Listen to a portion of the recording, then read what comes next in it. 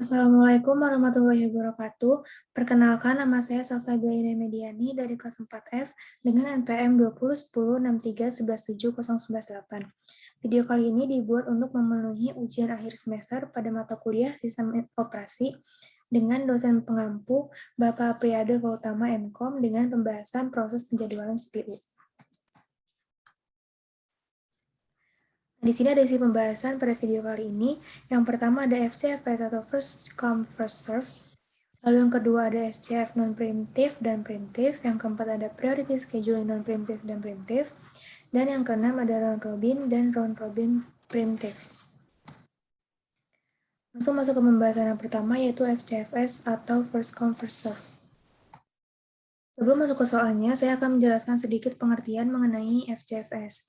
FCFS atau First Come First Serve dapat diartikan sebagai proses yang tiba lebih dahulu akan dilayani lebih dahulu. Kalau ada proses tiba pada waktu yang sama, maka pelayanan mereka dilaksanakan melalui urutan mereka dalam antrian. Proses di antrian belakang harus menunggu sampai semua proses di depannya selesai. Setiap proses yang berada pada status ready dimasukkan ke dalam FCFS queue sesuai dengan waktu kedatangannya. Nah, di sini ada soal.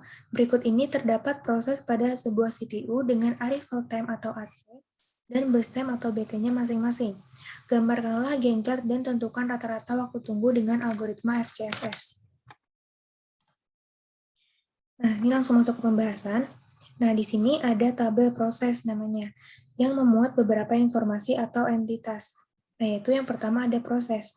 Nah, di sini ada 4 buah proses, P1, P2, P3, dan P4.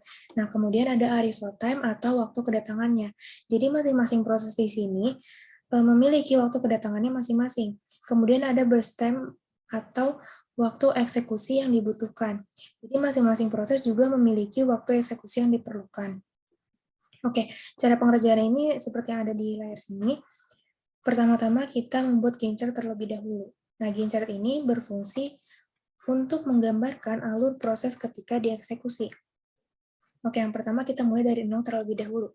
Pada waktu 0, kita lihat yang datang adalah P1.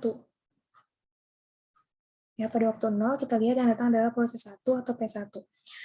Proses 1 dimulai dari 0 atau dia datangnya adalah 0. Maka ketika proses 1 datang, belum ada proses yang lainnya datang, maka dia dieksekusi terlebih dahulu. Nah, ketika P1 dieksekusi, datang P2 dan P3.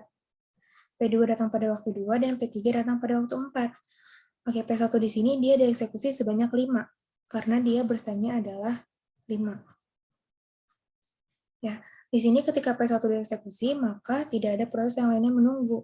Nah, ketika P1 selesai dieksekusi pada waktu 5, maka di antrian ada P2 dan P3. Ya, P2 tadi datang pada waktu 2 dan P3 datang pada waktu 4. Ya, lalu di antrian ada P2 dan P3. Maka sesuai urutan kedatangannya, maka yang dieksekusi berikutnya adalah P2. Oke, P2 sekarang dieksekusi karena dia membutuhkan waktu sebanyak 8. Kalau dimulai dari 5, maka dia akan selesai pada waktu ke-13. Kenapa? Karena dia mulai dieksekusi pada waktu 5 dan memiliki burst time-nya 8. Maka 5 ditambah 8 yaitu 13. Oke, ketika P2 dieksekusi, datang proses 4 atau P4 pada waktu ke-6. Nah, P4 ini burst time-nya adalah 2 sesuai dengan tabel di sini. Ya, P4 ini burst time-nya 2. Nah, ketika P2 selesai dieksekusi pada waktu ke-13, di antrian ada P3, kemudian ada P4, P3 dan P4. Maka selanjutnya yang dieksekusi adalah P3. P3 dieksekusi sampai waktu ke-16, karena dia membutuhkan waktu 3 dan dieksekusi pada waktu ke-13, maka 13 ditambah 3 itu 16. Setelah P3 selesai dieksekusi, di antrian tinggal ada P4 yang belum dieksekusi, maka P4 di sini membutuhkan waktu 2, waktu eksekusinya itu 2, maka ketika dia dimulai dari 16, ini memiliki waktu atau burst time itu 2, maka selesainya pada waktu 18. Nah, selesai membuat Gantt chart, kita lanjut ke perhitungan waktu tunggu. Nah, waktu tunggu untuk P1 ini, cara menghitungnya adalah dimulai dengan waktu eksekusi dimulai dikurang dengan waktu kedatangan. Nah, kita lihat di sini datangnya sesuai dengan tabel ya, 0246 sesuai dengan tabel. Nah, P1 kita lihat, tadi dia dieksekusi pada waktu 0. Ya, dikurangi dengan waktu datangnya juga 0. Jadi sama dengan 0. Nah, artinya apa? 0 ini artinya P1 tidak menunggu. Artinya ketika dia datang di sini, dia langsung dieksekusi. Kemudian P2. Dia selesai dieksekusi pada waktu kelima, kemudian datang pada waktu kedua. Maka 5 dikurang 2 hasilnya 3, dan P3 dan P4 pun sama. P3 itu dia P3 ini selesai dieksekusinya pada waktu ke-13, dan dia datang pada waktu keempat. Maka 13 dikurang 4 yaitu 9, dan P4 selesai dieksekusi pada waktu ke-16, dan datang pada waktu ke-6, maka hasilnya 10. Nah, setelah waktu tunggu dari semua proses didapatkan, kita jumlahkan semuanya dan mendapatkan total waktu tunggu 22. Nah, kemudian lanjut ke rata-rata waktu tunggu atau AWT. Di sini cara perhitungannya. Perhitungannya itu total waktu tunggu di sini yaitu 22 dibagi jumlah proses yang ada. Di sini kan ada 4 proses, maka 22 dibagi 4 yaitu 5,5 satuan waktu. Nah, lanjut ke SJF non-primitive. Nah, di sini ada sedikit pengertian mengenai SJF non-primitive. Algoritma shortest job first atau SJF ini memungkinkan setiap proses yang memiliki burst time atau waktu pengerjaan terkecil yang akan dikerjakan terlebih dahulu. Apabila CPU telah diberikan ke proses, maka akan dipergunakan sesuai dengan burst time atau BT dari proses tersebut. Nah, hal ini juga mengakibatkan waiting time yang pendek untuk setiap proses dan otomatis waiting time-nya pun atau rata-ratanya juga menjadi pendek. Nah, sehingga dapat dikatakan bahwa algoritma ini adalah algoritma yang optimal. Oke, kita lihat sekarang cara pengerjaan untuk algoritma SJF non-primitive. Kita lihat pada tabel proses ini sama dengan tabel proses yang tadi, dan cara pengerjaannya pun kurang lebih sama. Pada waktu 0, yang datang adalah P1, di mana proses yang lain belum datang, maka P1 langsung dieksekusi. Nah, sifatnya ini menggunakan SJF yang non-primitive, jadi ketika proses 1 dieksekusi, tidak ada proses lain yang mengganggu. Ketika P1 dieksekusi, datang P2 dan P3. P2 datang pada waktu 2, P3 datang pada waktu keempat. Oke, P1 selesai dieksekusi, yaitu pada waktu 5. Sesuai dengan kebutuhan P1, yaitu burst time-nya adalah 5. Kemudian kita lihat di antrian. Di antrian ini, langsung kita urutkan sesuai dengan burst time-nya. Ya, kalau FCF tadi kan sesuai dengan arrival time-nya. Kalau SJF sesuai dengan burst time-nya. Karena tadi ketika P1 dieksekusi yang datang adalah P2 dan P3, maka kita bandingkan burst time-nya. Nah, P2 burst time-nya 8 dan P3 burst time-nya 3. Maka karena P3 ini lebih kecil, maka dia didahulukan. Di sini P3 di sini kita letakkan di atas, kemudian P2 diletakkan di bawah. Oke, berarti yang dieksekusi berikutnya adalah P3, karena burst time-nya lebih kecil dibandingkan dengan P2. P3 sekarang dieksekusi sampai pada waktu ke-8, karena P3 membutuhkan waktu 3, dan dia dieksekusi pada waktu ke-5, maka 5 ditambah 3 itu 8. Nah, karena P3 membutuhkan waktu 3, nah ketika P3 dieksekusi, datang P4. Nah, P4 ini datang pada waktu ke-6, sesuai dengan tabelnya. Arrival time-nya 6. Nah, kemudian kita lihat di antrian, kan ada P2 tadi yang belum dieksekusi dan P4 yang baru datang. Maka langsung bisa kita urutkan bahwa kita bandingkan dulu burst time-nya, mana yang lebih kecil. Nah, yang lebih kecil adalah miliknya P4, yaitu 2. Maka P4 diletakkan di atas dan P2 diletakkan di bawah. Maka yang dieksekusi berikutnya itu P4. Karena P4 memiliki burst time yang lebih kecil daripada P2. Nah, P4 membutuhkan waktu 2, yaitu ketika dia mulai dieksekusi pada waktu 8, dia akan selesai pada waktu 10. Oke, kemudian pada waktu P4 selesai dieksekusi, di antrian tinggal ada P2. Nah, maka P2 selanjutnya akan dieksekusi pada sampai waktu ke-18. Nah, untuk waktu tunggunya juga sama seperti perhitungan yang tadi, sama seperti FCFS, untuk P1, bilangan yang pertama di sini adalah waktu ketika dia dieksekusi, yaitu mulai kapan dia dieksekusi, dan yang kedua adalah waktu kedatangannya. Ini waktu kedatangannya. Nah, dimulai dari P1. P1 dia dieksekusi pada waktu ke-0, dan datang juga pada waktu ke-0. Maka hasil waktu tunggunya adalah 0, karena P1 tidak menunggu. Jadi dia langsung dieksekusi di sini. Kemudian P2, dia selesai dieksekusi pada waktu ke-10 dan datang pada waktu kedua, maka 10 dikurang 2 yaitu 8. P3 selesai dieksekusi pada waktu 5 dan datang pada waktu 4, maka 5 dikurang 4 yaitu 1. Dan P4 dia selesai dieksekusi pada waktu 8 dan dia datang pada waktu ke-6, maka 8 dikurang 6 yaitu 2. Setelah semua proses waktu tunggu didapatkan, maka kita jumlahkan dan mendapatkan hasil atau mendapatkan total waktu tunggu yaitu 11.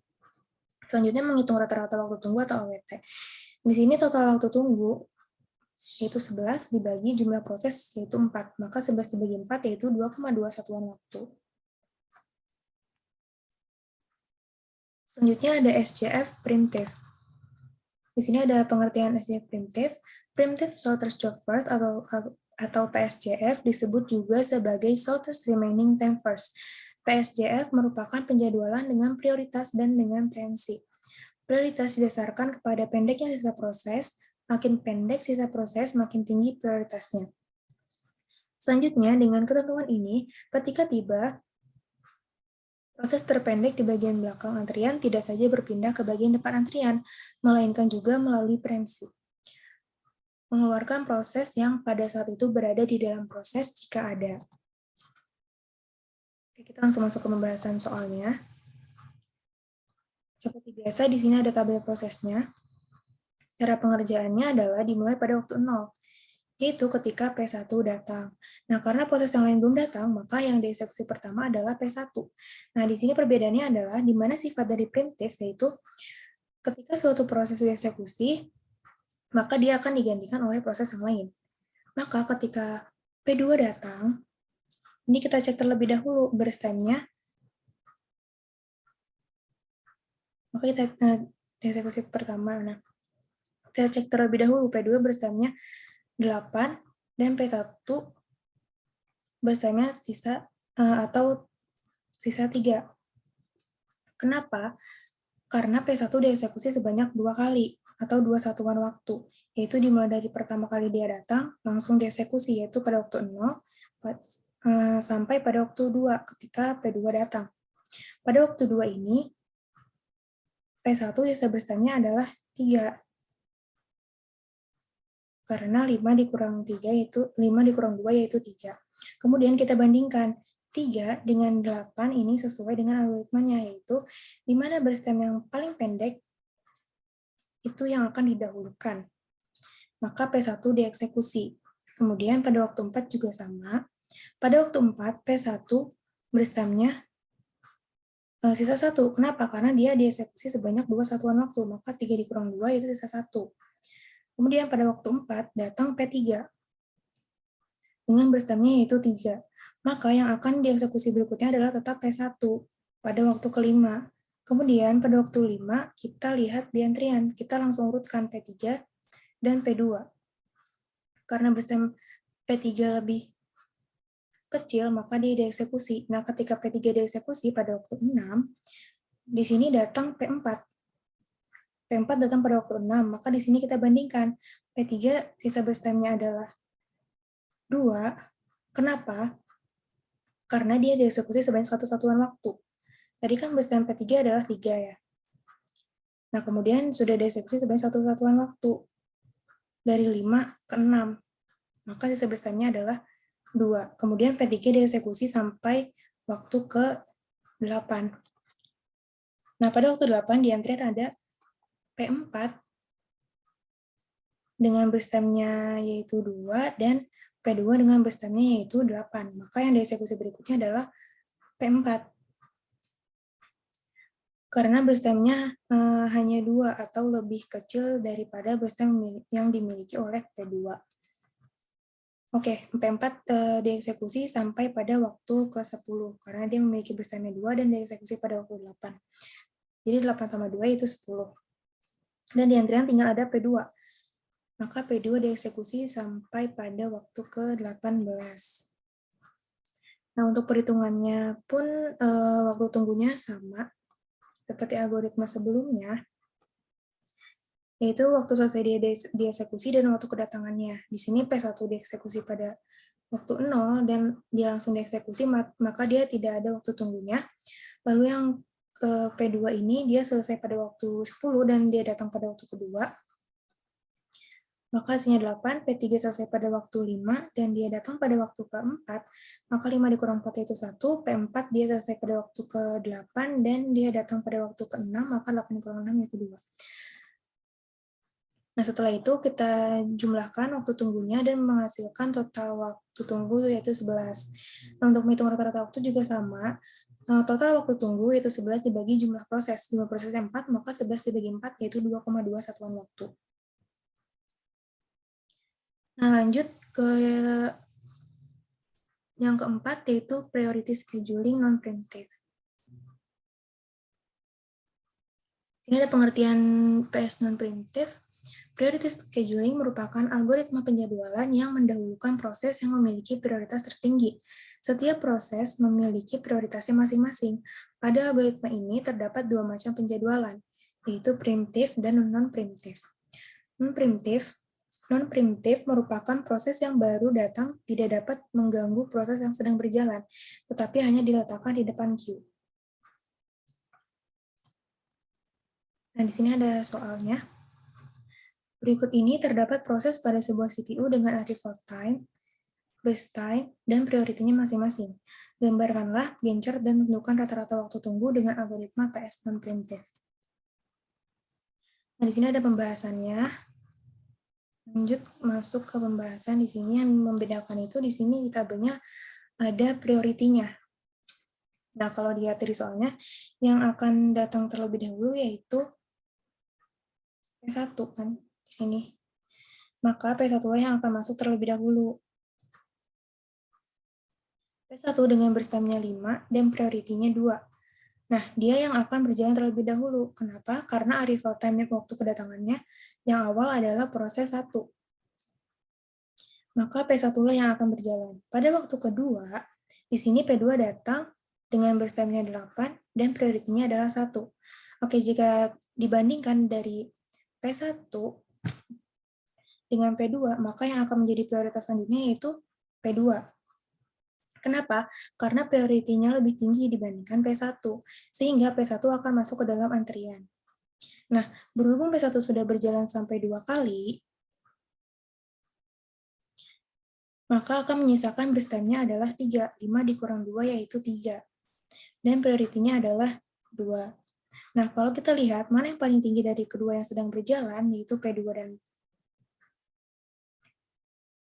sedang berjalan itu P2 dan yang paling tinggi prioritasnya adalah P2. Maka P2 tetap berjalan. Kemudian pada waktu yang ke-6, di sini kan tadi kita sudah bandingkan dan P2 tetap prioritasnya karena dia memiliki prioritas paling tinggi. Nah, pada waktu ke-6, jadi di sini yang akan berjalan adalah P3. Tetapi masih lebih tinggi P2 prioritinya.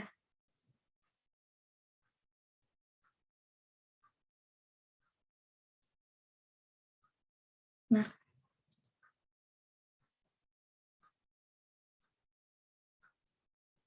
di sini prioritasnya lebih tinggi dari 1. Maka P3 masih menunggu antrian. Begitupun dengan P1 dengan prioritasnya 2 dan P2 yang akan tetap berjalan. Pada waktu yang ke-6, proses yang keempat pun datang. Ini, proses keempat pun datang dengan prioritinya 1 dan berstamnya itu 2. Nah, karena P2 sudah terlanjur datang dan diproses duluan, maka yang akan tetap berjalan di sini adalah P2. Sehingga di sini yang mengantri ada P4, kemudian P3, kemudian ada P2 dan P1. Tetapi yang tetap berjalan adalah P2. dengan berstemnya 4 dan prioritinya adalah 1. Di sini dapat dilihat pada prioritas P4 dan P2 ini sama ya, sama-sama 1. Maka dahulukanlah mana yang duluan datang. Maka P2 akan tetap berjalan lagi di sini. Sampai waktu berapa dia jalan? Karena berstem pada P2 itu sisa 4, maka nanti akan berhenti di waktu ke-10. Ya, karena di sini 6 ditambah 4 yaitu 10. Sehingga P2 akan selesai. Nah, di sini P2 akan selesai pada waktu ke-10. Sehingga yang akan masuk ke dalam antrian, sisa yang akan mengantri adalah P4, P3, dan P1. Nah, dari ketiga antrian ini, siapa priority yang paling tinggi? Yaitu P4 dengan prioritinya 1. Maka P4 lah yang akan berjalan sampai berapa kali dia akan berjalan, yaitu sebanyak berstemnya, yaitu 2. Sehingga nantinya akan berakhir pada waktu ke-12. Kemudian di sini yang akan mengantri itu P3 dan P1. Otomatis di sini P4 sudah selesai ya, berarti. Sudah selesai dijalankan. Nah, dari kedua ini perhatikan, P3 dan P1 memiliki priority yang sama. Tetapi siapa yang akan didahulukan? Maka yang akan didahulukan di sini adalah P1. Kenapa? Karena dia yang duluan datang dibanding P3. Maka P1 lah yang akan berjalan terlebih dahulu dengan berstemnya sisa 3, maka di waktu ke-15 P1 akan selesai. Maka di sini sisa proses P3 dengan berstemnya sisa 3, maka nilai yang diselesaikan terakhir. Maka P3 akan berakhir di waktu ke-18. Nah, setelah selesai membuat gencar, kita langsung menghitung waktu tunggunya. Nah, P1 ini, yang pertama ini P1. P1 itu berakhir pada waktu ke-12. Ya, di sini. Dan dia datang pada waktu ke-0. Kemudian sempat berjalan sebanyak 2 kali. Sehingga waktu ke-12 dikurang 2 yaitu 10. Nah, selanjutnya P2. P2 datang pada waktu kedua. Ini, tapi dia langsung dan tidak ada waktu tunggunya dia di sini. Sehingga di sini dia tidak ada waktu tunggu pada P2 karena pada saat dia datang dia langsung selesai. Untuk P3 juga sama caranya, dia selesai dieksekusi pada waktu 15 dan datang pada waktu keempat. Maka 15 dikurang 4 yaitu 11. Dan P4 selesai pada waktu 10 dan datang pada waktu 6, maka 10 dikurang 6 yaitu 4. Nah, setelah itu kita jumlahkan hasil ininya, proses dari waktu tunggu, dan mendapatkan total waktu tunggu yaitu 25. Kemudian menghitung rata-rata waktu, yaitu berarti 25 dibagi 4, yaitu 6,25 satuan waktu. Lanjut ke priority scheduling primitive. Di sini ada pengertian PS primitive. Priority scheduling primitive yaitu jika ada suatu proses yang baru datang memiliki prioritas yang lebih tinggi daripada proses yang sedang berjalan atau yang sedang dijalankan, maka proses yang sedang berjalan tersebut dihentikan, lalu CPU dialihkan untuk proses yang baru datang tersebut. Nah, langsung masuk ke pembahasan soalnya di sini. Soalnya sama seperti tadi. Jadi proses ini siapa yang akan datang duluan, maka yang datang terlebih dahulu adalah P1. Ya. Dengan arrival time-nya adalah 0. Maka P1 lah yang akan terlebih dahulu diproses dengan berstemnya 5 dan prioritinya 2. Maka P1 lah yang akan berjalan terlebih dahulu. Pada waktu kedua, P2 datang dengan berstemnya 8 dan prioritinya 1. Maka otomatis di sini akan didahulukan adalah P2. Karena apa? Karena prioritasnya adalah 1. Maka P1 yang sudah berjalan sebanyak 2 kali, maka dia akan masuk ke proses antrian dengan menyisakan berstemnya adalah 3. Maka di sini P2 yang akan berjalan. P2 berjalan pada waktu yang keempat. Nah, P2 ini berjalan, dan pada waktu yang keempat, P3 datang dengan berstemnya 3 dan prioritinya 2. Dibandingkan dengan P2 dengan prioritinya 1, maka yang akan diutamakan tetap adalah P2 dengan prioritinya 1. Maka P2 akan tetap berjalan, sehingga P3 yang datang di waktu 4, ini dia akan masuk ke proses antrian. Nah, P2 akan tetap berjalan dan P1 tetap pada antriannya. Kemudian pada waktu 6, itu P4 datang dengan burst time-nya 2 dan prioritinya 1. Nah, di sini P3 juga dalam antrian. P2 juga ada di waktu. Kemudian P2 juga ada di waktu ke-6 dan P1. Kemudian P2 akan tetap berjalan. Sampai kapan dia selesai? Yaitu pada waktu ke-10. Karena dia sisa burst time-nya itu tinggal 4. Nah, kita lanjut lagi. P4 ini otomatis sudah selesai di sini ya. Maka di sini menyisakan antrian yaitu P4, P3, dan P1. Dari ketiga di sini, siapa yang diutamakan prioritasnya? Yaitu P4 dengan prioritasnya 1. Maka P4 lah yang akan berjalan. Sampai kapan P4 berjalan? Sampai bersamnya itu sampai, nah sehingga dia akan selesai pada waktu 2. Ini kan bersamnya kan dia memiliki 2. Jadi 10 tambah 2 itu 12. Nah, maka P4 sudah selesai di sini. Nah, yang sisa adalah P3 dan P1.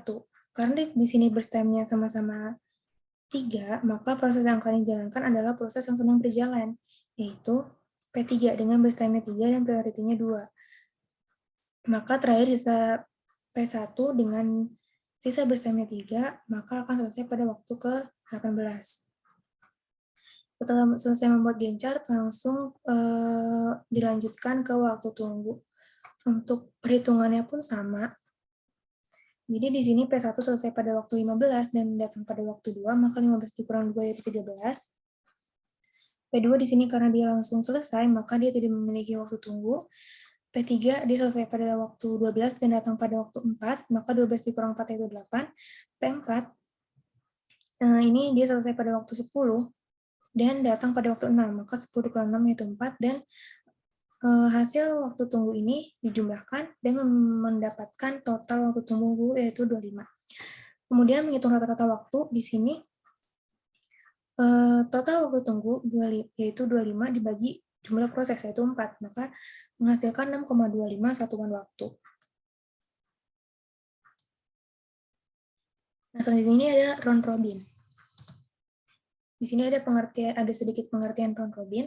Round robin merupakan salah satu algoritma penjadwalan yang paling sering, maksud saya, yang paling sederhana untuk proses dalam sistem operasi.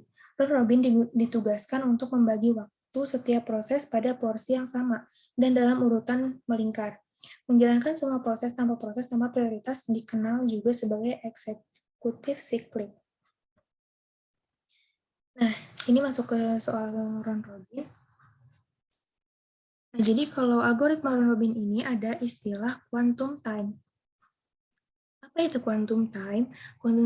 Quantum time itu adalah waktu yang diberikan pada setiap proses untuk melakukan eksekusi. Jadi ketika quantum time itu habis, maka proses akan beralih pada proses yang lainnya.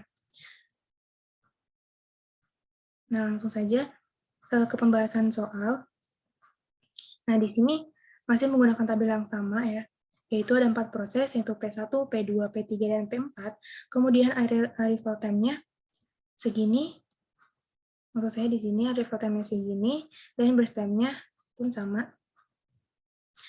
Nah, karena di algoritma ini ada quantum time, maka tentukan berapa nilai dari nilai quantum time-nya. Di sini saya pakai quantum time-nya adalah 4. Berarti satu kali eksekusi setiap prosesnya itu memiliki jatah waktu 4. Nah, langsung masuk saja ke Gantt chart-nya. Di sini kita buat Gantt chart-nya. Pada waktu 0, di sini yang datang adalah P1 dengan burst time-nya 5. Kemudian, pada waktu kedua, P2 pun datang dengan burst time-nya 8. Nah, pada waktu keempat pun P3 datang di sini.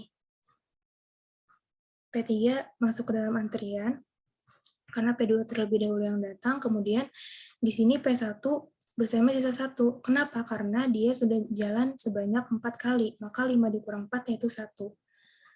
Kemudian di sini kita lihat burst time-nya yang paling kecil, yaitu adalah P1, maka P1 langsung diproses sampai waktu kelima. maka menyisakan P2 dan P3. Kemudian pada waktu ke-6 datang P4 dengan berstamnya yaitu 2. Dia lanjut ke masuk ke dalam antrian, lalu di sini kita bandingkan lagi. Berstamnya yang paling kecil adalah P4, maka P4 langsung dieksekusi sampai waktu ke-8. Nah, pada waktu 8 menyisakan P2 dan P3, dan kita lihat lagi di sini yang berstamnya kecil adalah P3, maka P3 akan dieksekusi sampai waktu ke-11, kemudian menyisakan P2 dengan berstamnya 8. Dan P2 ini akan selesai pada waktu ke-19. Selesai membuat Gantt chart, kita lanjut ke waktu tunggu. Ini juga perhitungannya sama. Jadi P1 dia selesai pada waktu 4, dan waktu kedatangannya 0, maka 4 dikurang 0 yaitu 4, P2 dia selesai pada waktu 11, dan dikurang waktu kedatangannya yaitu 2, maka hasilnya 9, P3 yaitu selesai pada waktu ke-8, dikurang waktu kedatangannya 4, yaitu 4, dan P4 itu dia di sini langsung dieksekusi, maka tidak memiliki waktu tunggu. Kemudian dari hasil waktu tunggu semua proses ini dijumlahkan dan menghasilkan total waktu tunggu yaitu 17. Kemudian untuk menghitung rata-rata waktu juga sama. Hasil waktu tunggu, total waktu tunggu itu dibagi dengan jumlah proses. 17 dibagi 4 yaitu 4,25 satuan waktu. Oke, yang terakhir ini ada round robin primitif. Nah, di sini langsung masuk ke soalnya ya. Langsung masuk ke pembahasan. Oke, di sini kita lihat. Di waktu 0, apa yang sudah ada? Nah, proses yang sudah ada yaitu P1. Berarti P1 ini kita eksekusi terlebih dahulu. Tetapi eksekusinya itu tidak sampai 5 milidetik. Karena pada algoritma round robin ini ada quantum time. Maka jika burst time-nya lebih besar dibandingkan quantum time-nya, maka proses ini akan diinterupsi sesuai dengan quantum time-nya ini.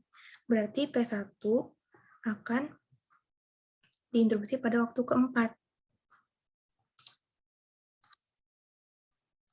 Ya. Karena quantum time-nya 4. Maka di sini 5 dikurang 4 itu 1. Berarti P1 masih menyisakan burst time-nya itu 1.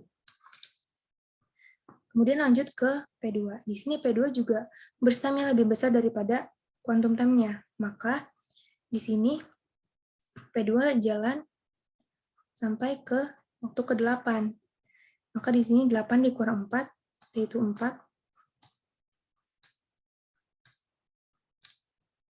Lanjut ke P3.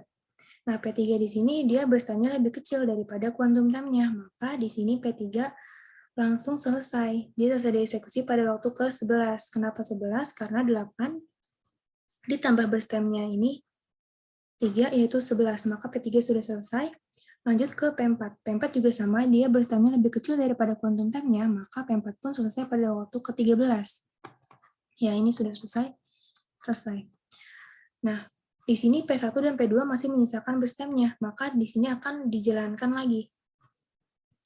Nah, ini sisa 1, berarti P1 selesai pada waktu ke-14, berarti ini sudah habis. Dan P2 menyisakan burst time-nya itu 4, berarti dia pun habis pada, atau dia selesai pada waktu ke-18. Nah, setelah selesai membuat Gantt chart, ini sudah selesai Gantt chart-nya, yaitu menghitung waktu tunggu. Di sini waktu tunggunya berbeda dengan algoritma lain. Jadi di sini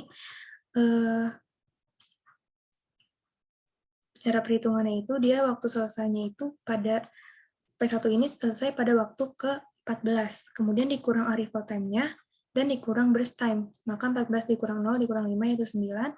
Kemudian P2 dia selesai pada waktu ke-18 dan dikurang burst time-nya 2. Maksud saya arrival time-nya 2 dan burst time-nya itu 8. Maka 18 dikurang 2 dikurang 8 yaitu 8. Dan P3 itu selesai pada waktu 11 dan dikurang 4 dikurang 3 yaitu 4. P4 selesai pada waktu 13 dikurang 6 dan dikurang 2 itu hasilnya 5. Kemudian kita jumlahkan waktu tunggu ini dan mendapatkan total waktu tunggu 26. Maka menghitung rata-rata waktunya itu 26 dibagi jumlah prosesnya itu 4, berarti 26 dibagi 4 yaitu 6,5 satuan waktu. Ya, mungkin sekian video yang dapat saya sampaikan. Kurang lebihnya mohon maaf. Wassalamualaikum warahmatullahi wabarakatuh.